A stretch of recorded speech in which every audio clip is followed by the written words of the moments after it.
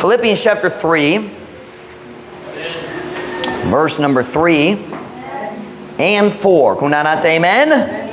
Tanamaning dog paliw para sa pagbasa palong sa Diyos.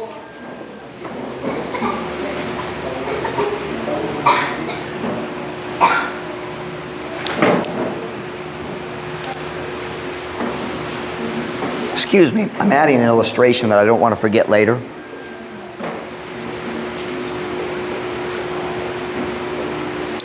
Okay. Philippians chapter 3, verse 3 and 4.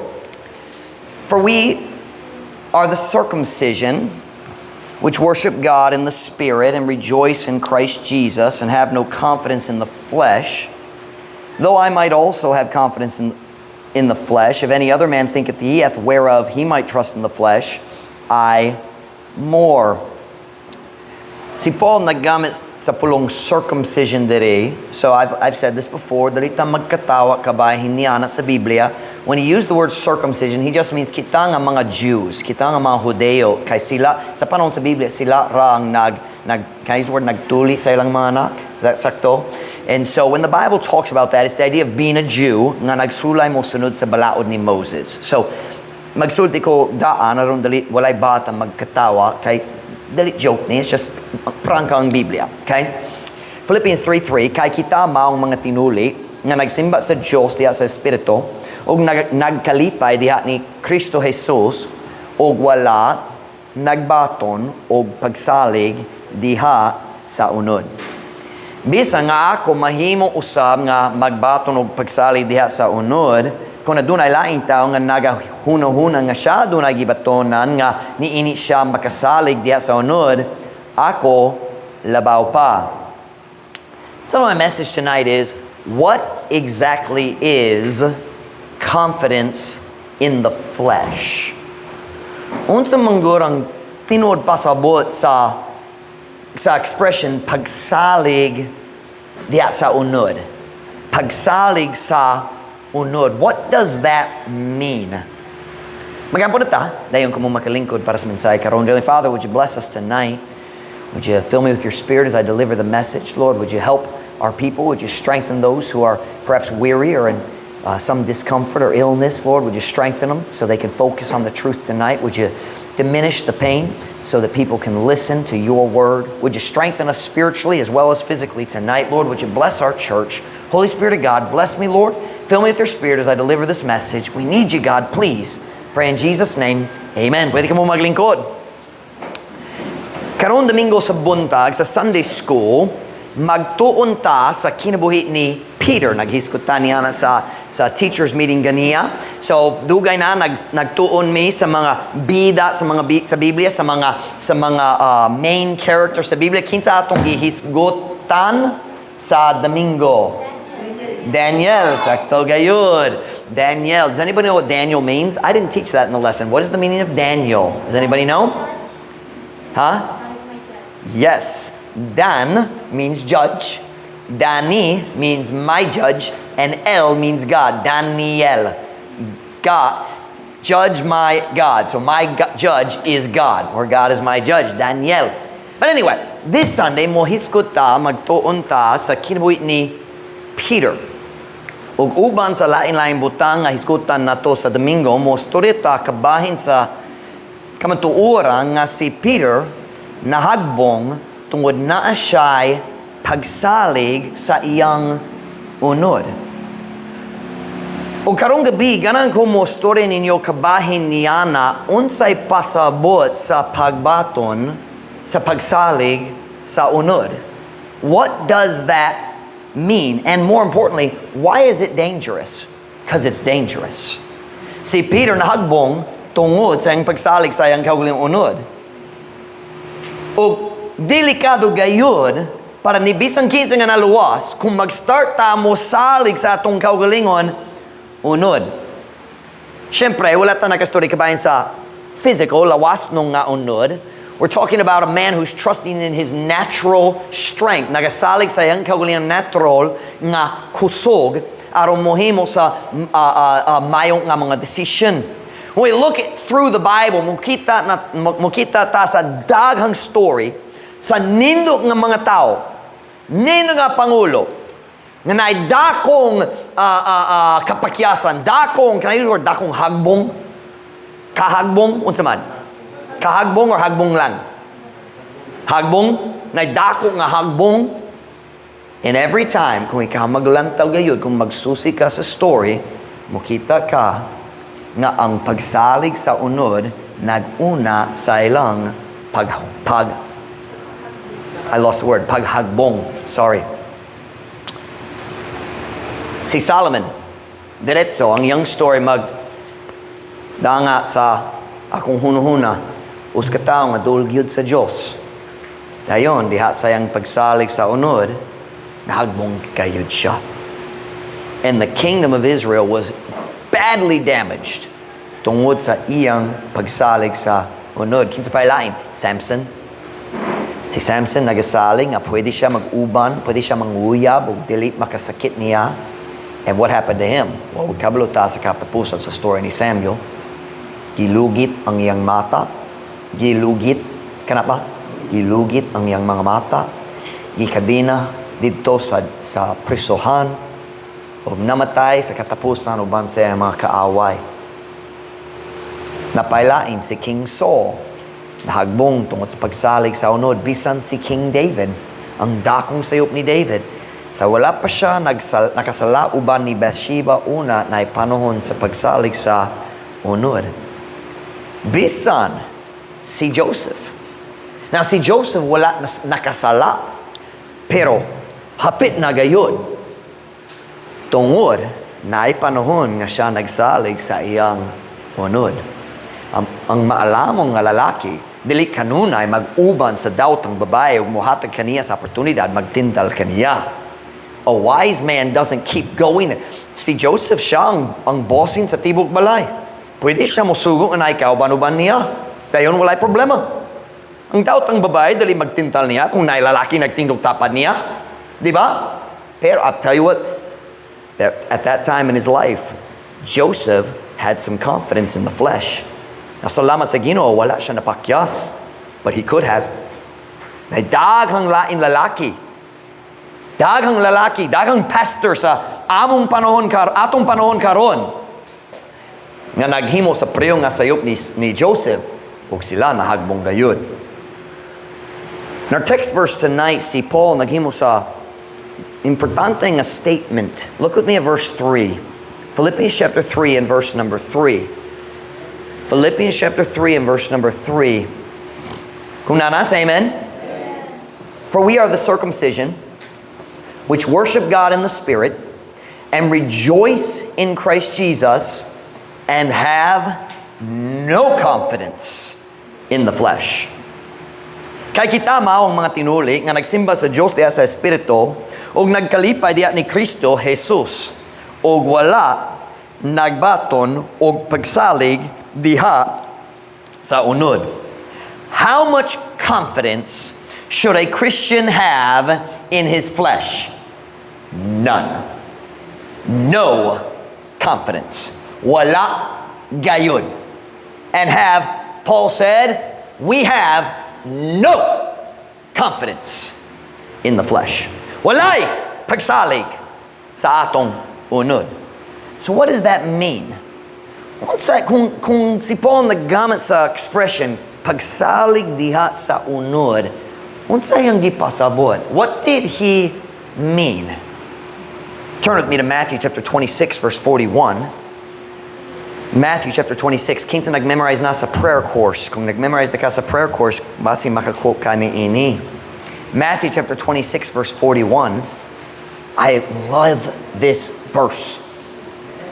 Naay mga verses sa akong memory verse list. Mobot ko dito niya nga verse. Dili ko ganan magpadayon lang. Magpabiling ko diya magbalik-balik, mamalandong.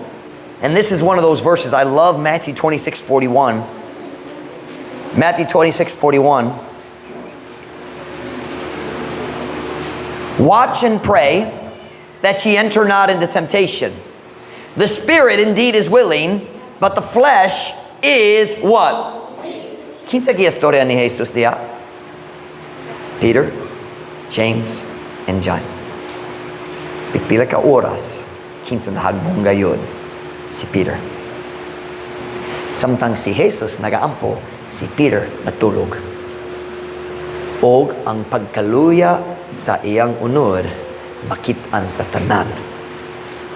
The flesh is weak. Bisaya, pagtukaw ug pagampo, aron kamo dali mahisulod nga to sa tentasyon. Ang espiritu tinuod andam, apan ang unod luya. This is talking about strength to do right. Ang kusog sa paghimo sa sakto. Ang imong unod, luya kaayo diha sa pagkamatarong. Sakto ba? Pagbuha sa pagkamatarong. Diha sa panahon sa pagtintal, kusog kayo ang unod, magdani nimo ngadto sa sala. Pero para sa paghimo sa matarong, imong unod walay kusog. The flesh is weak in doing right. Have you learned that? Maluyahon gayud ta sa atong unod. Our strength for doing right never dili gayud magikan sa atong natural nga kinaiya. Ang atong kusog para sa paghimo sa matarong dili gayud magikan sa atong natural nga kinaiya. Ang imong flesh, the word unod in the Bible means your natural sinful nature. Kana ang imong unod. It's not talking about your physical body, it's talking about your nature. Ang bahing kanimo, watch now, ang bahing kanimo nga wala na luwas. You have a broken nature. Your soul gets saved, but you still have the old man. Paul talks about the old man and the new man. Ang imong unod, kung magasturita ka bayan sa pagsalig sa atong unod, ang imong unod, kana mao ang imong natural, magsasalang, dunot, nga kinaiya. The nature of man is corrupt. And it has been that way since Adam and Eve sinned in the garden. We call it the depravity of man. And let me tell you something about the flesh. The flesh never changes. Ang unod dili gayud mahimong kusgan. Hangtod mamatay ka, maluyahon ang imong unod. Hangtod mamatay ka, imong unod ganahan gihapon sa sala. Dili gayud mawala. You don't lose your flesh. Your flesh doesn't change until you go to heaven and then God gives you that perfect new nature. We shall be changed. New body, no more sinful nature. Nindot gayud ang adlaw. Paul, the Apostle Paul, murag siya, sigurado siya uban sa pinaka-ligon, pinaka-mabungahon ng Kristohanon sa tibok Biblia. Nag-atubang siya sa mas daghang pag-antos, paglutos. Murag kay ni bisang kinsa lain. You read in, I think in 2 Corinthians, maglista siya sa tanan niyang pag-antos para ni Kristo. Pero nagpadayong yapon siya. Paul was a rock solid, ligon kayo nga Kristohanon. Pero turn with me to Romans chapter 7. Tanawon na to, ang pagsulti ni Paul kabahin sa iyang kaugalingon unod. Romans chapter 7 verse 18. Romans chapter 7 verse 18. Kung nana, say amen? For I know that in me, that is in my flesh, dwelleth no good thing. Now, why did he say that is in my flesh? Here's what he's saying. Ang balang espiritu, nasulod na ko, maayos siya. Pero wala ko nagasturi kabayan sa balang espiritu. He says, in me, natural kayo, sa akong unod. For I know that is in me, that is in my flesh, dwelleth no good thing. For to will is present with me, but how to perform that which is good I find not. Kaya ako nahibalo nga dinhi kanako nga sa ato pa sa akong unod. Do you understand that expression, nga sa ato pa? Is that clear? Meaning, By that he's saying, I mean this. Nga ato pa. Nga sa ato pa. I don't understand that expression. Nga sa ato pa sa akong unod, walay nagapuyo nga maayong butang.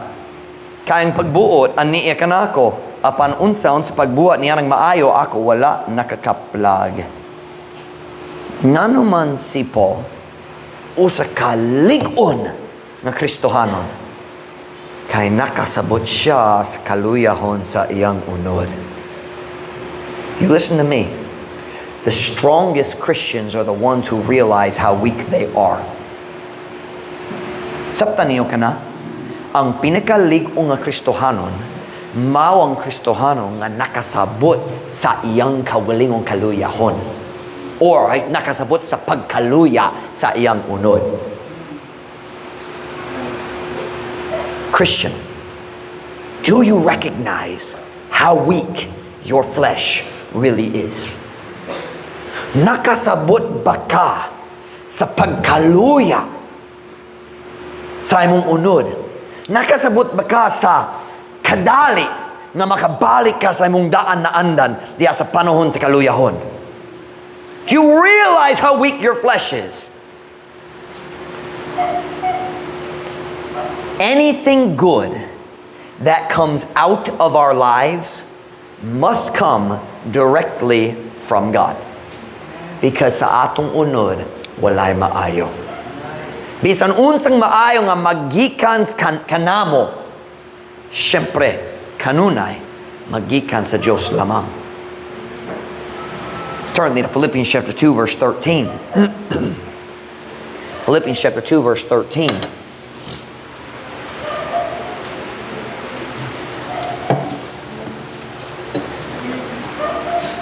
Mom Ruth, after the service, remind me to talk to Gladys about food. See what I can take with me tomorrow. Philippians chapter 2, verse 13. Kunanas, amen? For it is God which worketh in you, both to will and to do of His good pleasure. Kayang Diyos mao ang nagabuha sa sulod ninyo sa pagbuot ug sa paghimo sa iyang maayong katuyuan. It is not you. Kung naay maayo dinhi kanako, kung naay maayo diya kanimo, dili kana magikan gayud kanimo. Kana nagikan sa Ginoo. Kay dinhi sa akong unod, walay nagapuya ug ang mayong butang. So what does it mean to have confidence in the flesh?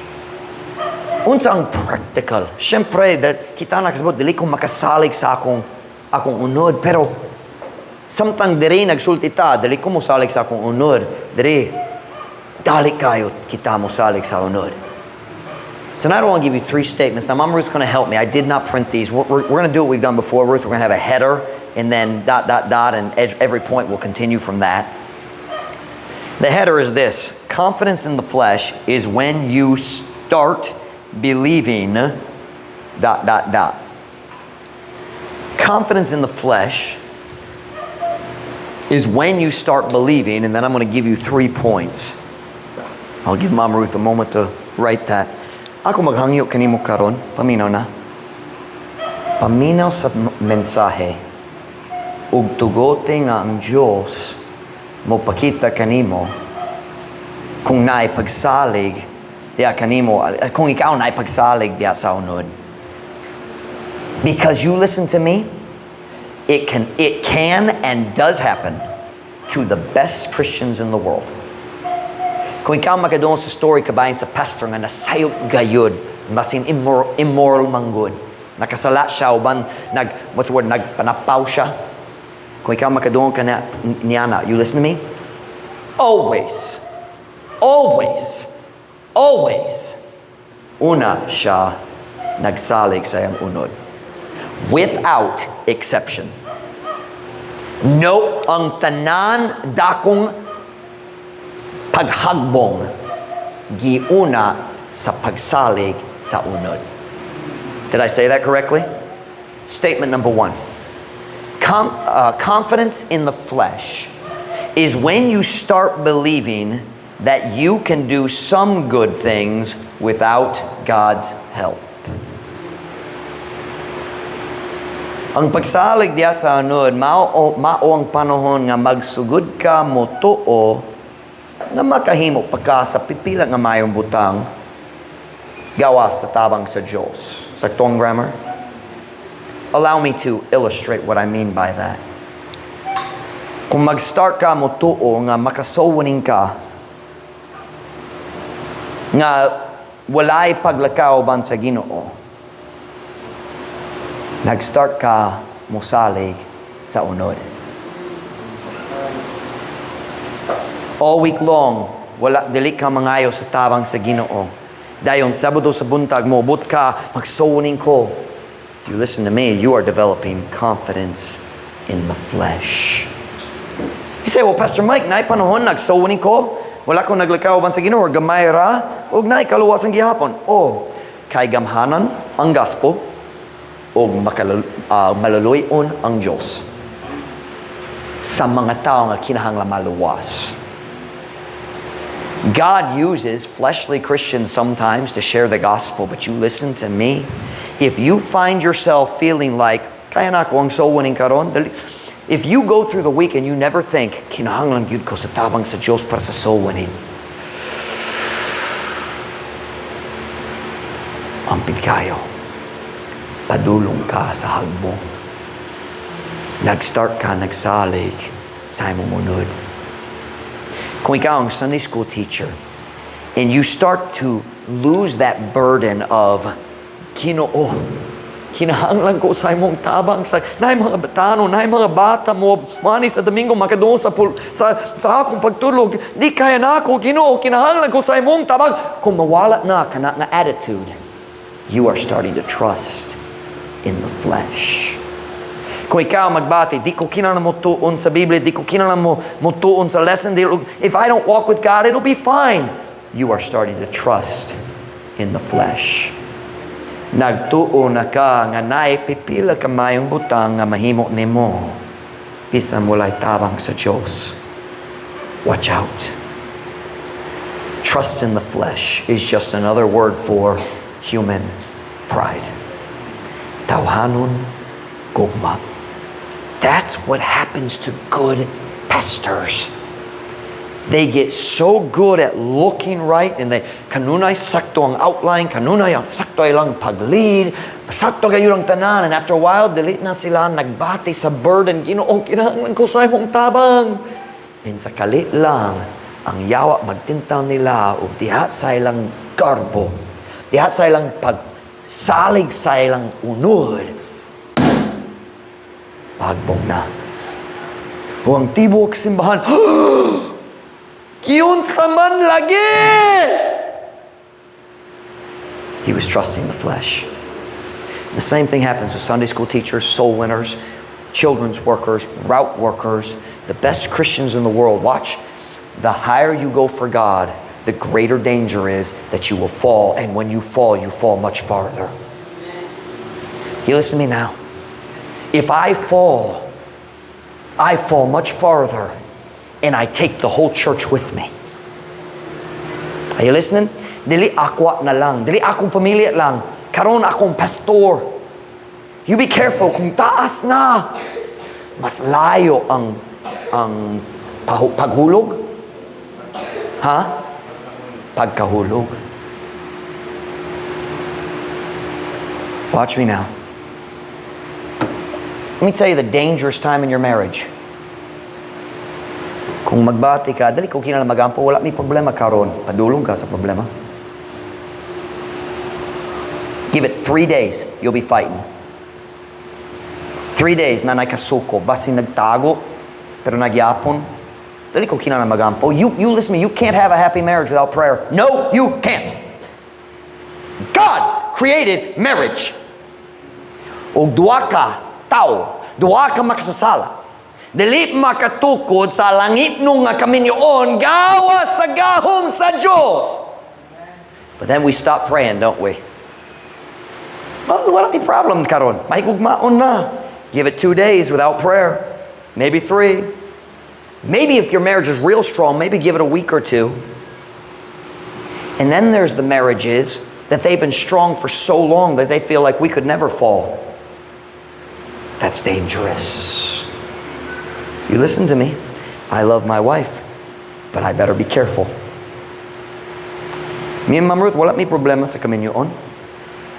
Si Ma'am Ruth, may problema namin yun siya na ako, pero wala may problema.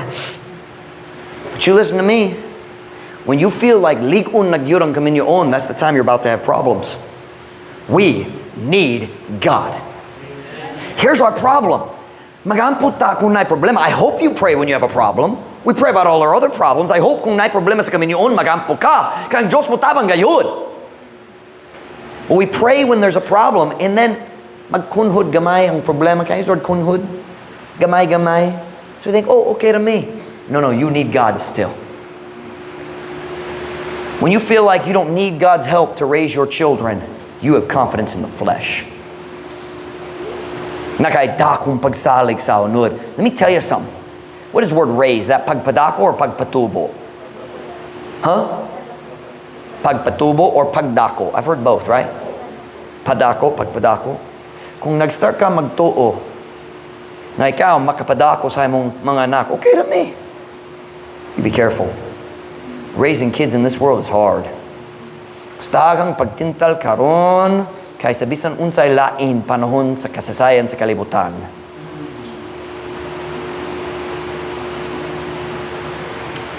Watch now. When you begin to believe na igot na ang imong kalig-on sa imong Kristohanong kinabuhi, nga dali nakakira na mulikay sa pagtintal, padulong nagayud ka sa paghagbong. You have confidence in the flesh. Kanamang rason, kita mag-memorize sa scripture kadyot, dayon mag-stop na. We don't think we need it to be strong. Dilita mo tuo nga kanagi kinahanglan gayud. Because when we memorize scripture, we feel strong, don't we? So after a little while, we start to think, okay, I'm good now. I don't need it anymore. Well, you don't do that with food. Ako nagkaon sa gahapon, dili kinahanglan karon. Ang Pilipino ba mohimon? Ang Amerikano dili mohimon yan. Ang Pilipino ba? Nagkaon ko sa last week. Okay naman ko karon. Pero kana atong hunahuna kabayan sa pag-memorize. Nag-memorize ko sa course last week. Say, well, Pastor Mike, dili pwede kanunay mo memorize og bago. Tinuod. Pero kinahanglan mag-meditate yapon. Mubalik sa mga daan. Every Christian should meditate on Scripture every day. Dili magbagbasa lang. Pag-meditate. Nga naman dili ta mag-meditate because I feel like I don't need to. Oh, so you can do some good things without God's power. It just got really quiet. Ang pag-memorize ba sa Scripture, makapalig-on kanimo? Tubaga ko, makapalig-on ba? So kung mag-stop ka, or just, usay-usay ra, what are you saying? I don't need it today. Igo ang akong kaugalingon, kalig-on karon, dali ko kinahanglan mag-memorize karon, kay lig-on pa. You don't do that with food. Dali ka maghula hangtod, gutom kayo, pinamamatay. No, you eat every day. Whether you need to or not. 3 times a day, napay snacks sa tunga-tunga. Hallelujah! Turn with me to Psalm 119. How many of you have memorized this? The Word of God. Psalm 119 verse. There's 2 in the Word of God course. Pick one. Verse, anybody know? 11. Delete 105. Pwede put ang 105, pero kita maglantaw verse 11. Psalm 119 verse 11. Kinsa nag-memorize na ni ini? Alright, let's see if we can quote it. Delete ta mag-turn. Ipost ang Biblia. Here we go. Let's try together. Kitang tanan.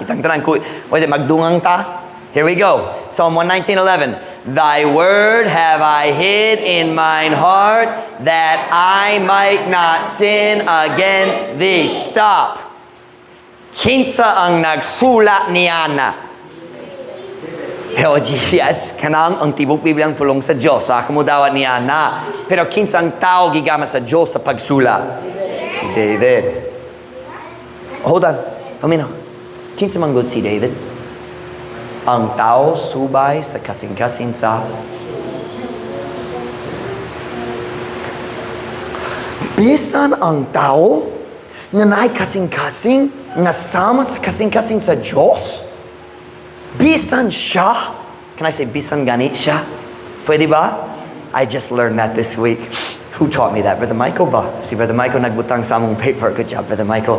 Bisan gani siya, kinahanglan mag-memorize sa pulong sa Diyos aron mulikay sa sala. Pero ikaw dali kinahanglan. Kay ikaw, mas lig-on nga Kristohanon kay ni David. Pasin dili. Pasin na kay pagsalig diha sa unod. Kamusta ta? Okay pa ta? Oh, I'm gonna take a break from memorizing. I think you should take a break from eating. Magpahulay gamay. Okay, pwede magpahulay, pero pag meditate gihapon ang mga verses nga gi-memorize na. Ak nakasabot ko, usahay mong imong ulo, imong utok may sama sa scrambled eggs. Di ba? Kinsa ka na sa scrambled eggs, lamig yun ang scrambled eggs, especially kung na cheese o magic syrup. Hallelujah! Mozzarella cheese. Dili ka na nga cheesy or ang unsang lain-lain nga baking nga cheese. Eden is not cheese. I don't know what it is, but it's not cheese. Cheesy. Notice cheesy. Nice, pero walay cheese. Ang Eden walay cheese. It's been processed so much, I don't know what it is, but it's not cheese. Mozzarella na lang. Hallelujah. Pero mahal kayo. Eden na lang. But watch me now. I forgot why I was talking about cheese. Unsa akong giiskot? What was I talking about? Oh, your brains feel like scrambled eggs. Maglukso ko. Imong utog maisama sa scrambled eggs. Magsulay ka mainumdum sa verse. Kini nga reference. Ang katunga verse dali, katunga sa lain. Wayan sa mani! Diba? Okay, meditate. Meditate. Take your old list and read that verse 10 times. Read it, quote it. Read it, quote it. You say, Pastor Mike, I can't quote it. Then just read it. Read it, read it, read it, read it, read it, read it, read it. Let God speak to your heart. Kana ang tuburan sa kalig-on sa Kristohanon. I haven't always memorized scripture like I should as a pastor. And it's hard to preach something if you don't do it. Now I'm doing it, so I'm going to preach. Because it has helped me so much. Nakatabang gayud ka na ako. Ako naginon sa teachers ganiya. I said, ang Diyos wala nagkuha sa akong kabugaton. Pero pinagi sa pag-memorize sa scripture, siya mihatag ka na ako og kalig-on og kusog aron makapasan ko sa akong kabugaton. Say, Pastor Mike, nami mga problema, kaya na ako. Meditate on scripture. Pastor Mike, dali ko matintalan, dali ko mahagbong. Meditate on scripture. Thy word have I hid in my heart that I might not sin against thee. You say, Pastor Mike, I just don't feel like I need that. You have confidence in the flesh. O pwede kong mag-warn kanimo? Ang Biblia naging on Proverbs 28:26, siya nga nagasalig diya sa iyang kaugalingon nga kasing-kasing usa ka buwang. Don't get mad at me, si Solomon ang nagsula. Apan si bisang kinsa nga nagalakaw nga maalamon siya ipalingkawas. Turn with me to 1 John chapter 2. I don't have it in my notes. Let's turn there. 1 John chapter 2 and verse number 14. This is one of my new memory verses. 1 John chapter 2. I love this verse. 1 John chapter 2. Kinsa nag-memorize na sa course ni ini? Wala course niya na ako ra. 1 John chapter 2, verse number 14. English unavasay kaduha. these two verses, verse 13 and 14, are very, very similar. Pareho. Si John, usay naghimo niya na nagtuyok-tuyok siya sa iyang pagsulat. 1 John chapter 2, verse 14. Kung nanas, amen? I've written unto you, fathers, because ye have known him that is from the beginning. I've written unto you, young men, watch carefully, because ye are what? Look at the next phrase. And the word of God abideth in you. And ye have overcome the wicked one. Ako nakasulat nga na kaninyo nga mga amahan, tungod kay kamo nakailak na kaniya nga nagikan sa sinugdan. Ako nakasulat nga na kaninyo nga mga batanong nga lalaki, tungod kay kamo kusgan. Nga naman sila kusgan? Og ang pulong sa Diyos nagapabilin diha kaninyo. Og unsang resulta? Og kamo nakabuntog sa dautan. Now that word dautan is talking about the devil. In English, it's wicked one. Kinsa ang wicked one, kanang yawa. You listen to me. Walay Kristohanon sa kaysasayan sa kalibutan, nagbuntog sa yawa, gawa sa pagbutang sa pulong sa Diyos sa iyang kasing-kasing. Wala ra niyosa. You say, Pastor Mike, ganaan ko mo buntog sa akong daan na andan. Memorize Scripture. Meditate on Scripture. You say, Pastor Mike, di ko hanas mag-memorize. Then meditate. Balik-balik. By the way, you'll find out kung mag-meditate gayon, mag-memorize po. It might take a little longer than some people, but you'll memorize. Watch me now. Proverbs 29:23. Ang garbo sa uskataw mo paubos kaniya. Apan ang pasidungog mo pabarog sa mapaubsanon diya sa espiritu. You listen now. Kung mag-start ka mo tuo nga makahimo na ka sa buluhaton sa Ginoo pinaagi sa imong kaugalingon kusog, padulong nagayud ka sa paghagbong. Ang pangutana lang, kanusa. Sakto ba ang grammar? Paminaw na ko karon. Kinahanglan gayud ta sa mga Kristohanon diri sa dapitan na nailig-ong nga batasan. Ang tao nga dalit mo sunod sa ilang feelings. Pero paminaw, naidakong peligro para sa tao nga nailig-ong batasan. Garbo. I've seen it again and again. Good pastors in America, and I know it's happened here in Dapitan already. Good men who have strong character. Sa kalit lang, nag-start sila nagsalig sa ilang batasan. Let me tell you something. We need people of character. Pero ang lig-ong nga batasan nga dili magpabilin duo sa Diyos. Hey, listen. Strong character separated from God, not regularly walking with God, not faithful to church, not meditating on Scripture, not praying, nakulangan gayud sa pagampo. You watch me now.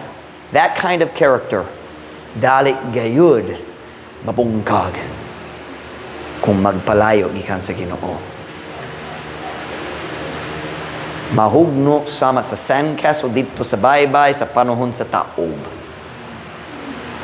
Sakto.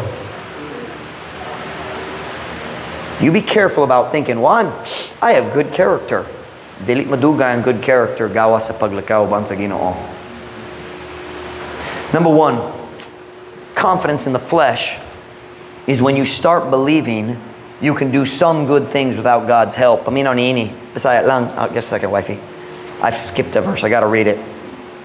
I am the vine, ye are the branches. He that abideth in me, and I in him, the same bringeth forth much fruit. For without me, ye can do some things. Kanat ba? Without me, ye can do nothing. Kay kung wala ako, kamo walay mahimo.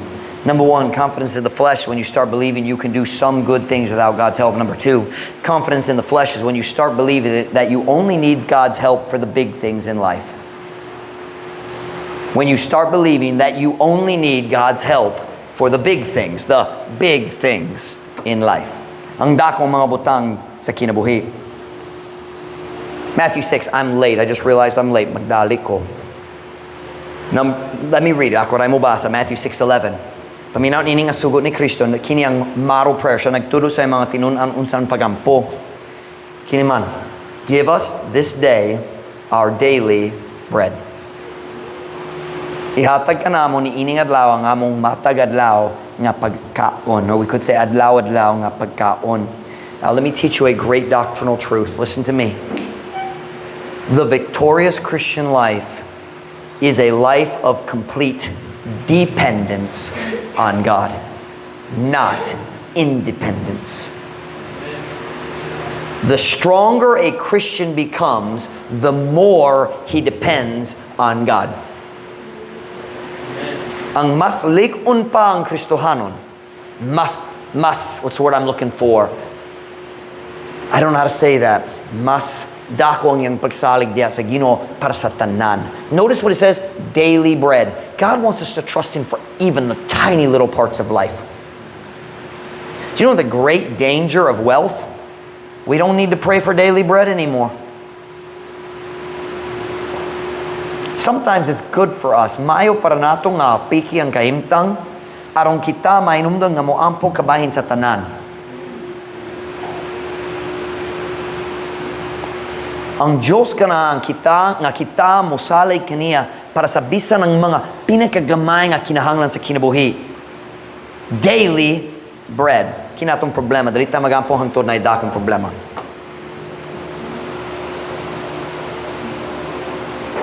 Ako naghis ko ganiya. Dali ta magampo hangtod na idakong problema sa kaminyon. Hapit na mahugno. Dayon magampo na ta.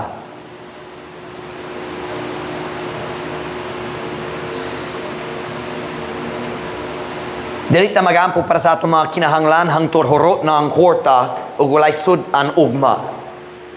Oh, Ginoo, sa atong among buhaton karon. You should have been praying for your needs all along.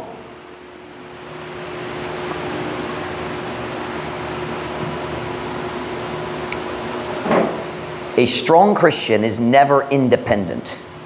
A strong Christian is the one who depends on God for everything. Si James nagsulat, kung si bisan kinsa kaninyo nagkulang sa kaalam, papangayowa siya sa Diyos. Is that understandable? Papangayowa siya, cause him to pray. Papangayowa siya, I lost my place, sa Diyos nga nagahatag nato sa tanang tao nga madagayaon ug wala nagatamay ug kini igahatag kaniya. I got news for you today. You lack wisdom whether you know it or not. Nakulang gayud ka sa kaalam kung kabalo ka o wala. O kung wala ka kabalo, mas dako gayud mong kakulang. If you don't know how much you lack wisdom, pagkadako sa imong pagsalig sa unod. Dilita kinahanglan sa paggiya sa Diyos para sa dakong plano lang, dakong mga decision lang. Kinahanglan ta sa paggiya sa Diyos sa matag lakang. Matag lakang. Bible says in Psalm 37:23, ang mga lakang sa uska maayong tao gihanay. Gihanay or gihanay? Hanay, di ba? Nakulang ang dash dere. Gihanay sa Ginoo. Ug siya, ang Ginoo, nagakahimuot diha sa iyang dalan. Ang ligong nga Kristohanon makakita, magmatikod siya. Nga dili siya kinahanglan tabang sa paggiya sa dalan ra, kinahanglan siya sa paggiya sa mga taglakang. Hapin na tao man. Number one, confidence in the flesh is when you start believing you can do some good things without God's help. Kanang panahon maggamay ka sa pagbasa sa Biblia, gamay, mahimong ka, sayo ko sa grammar,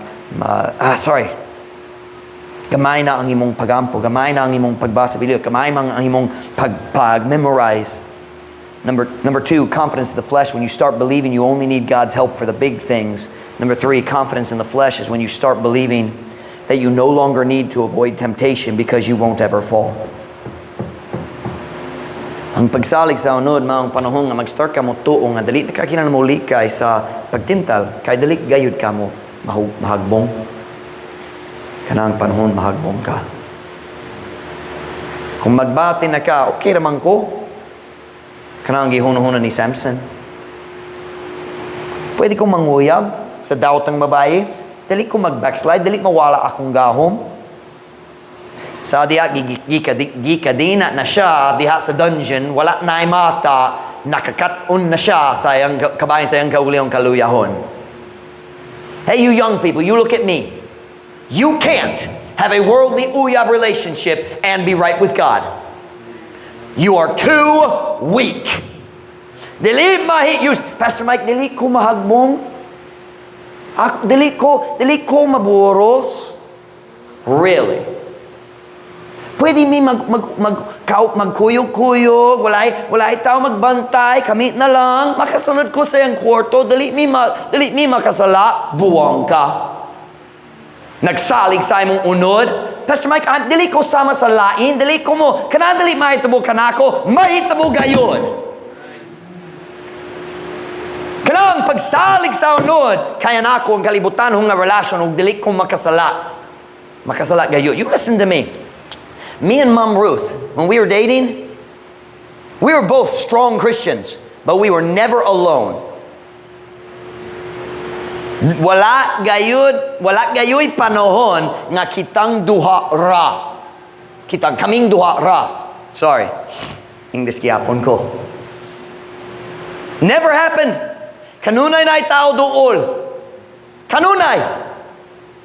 Wise Christian young people don't ever go alone with the opposite sex anywhere.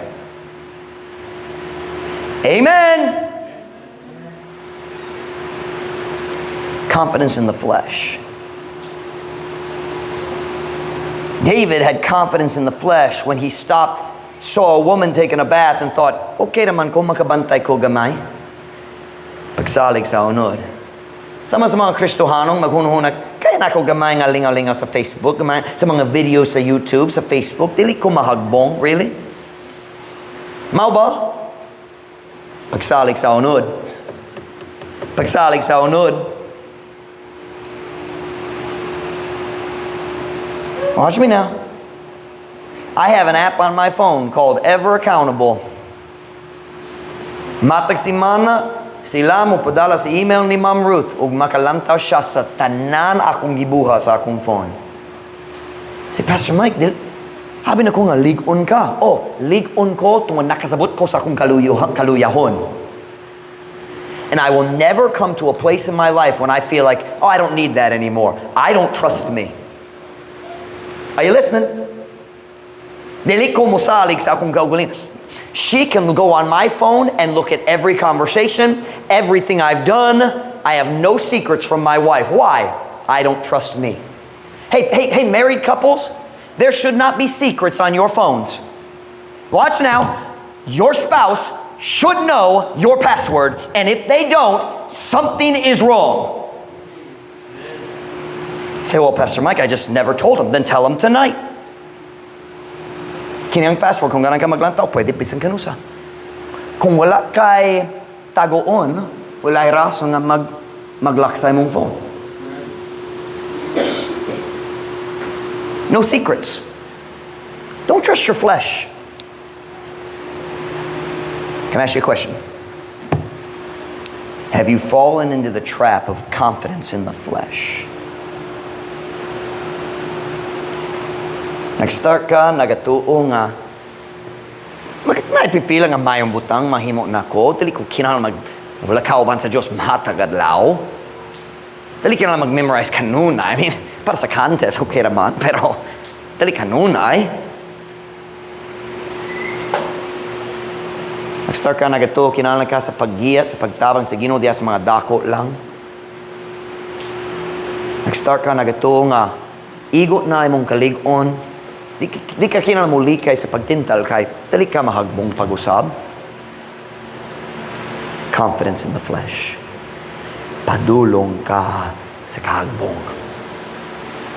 Why don't you come tonight and say, God, I'm not going to trust me.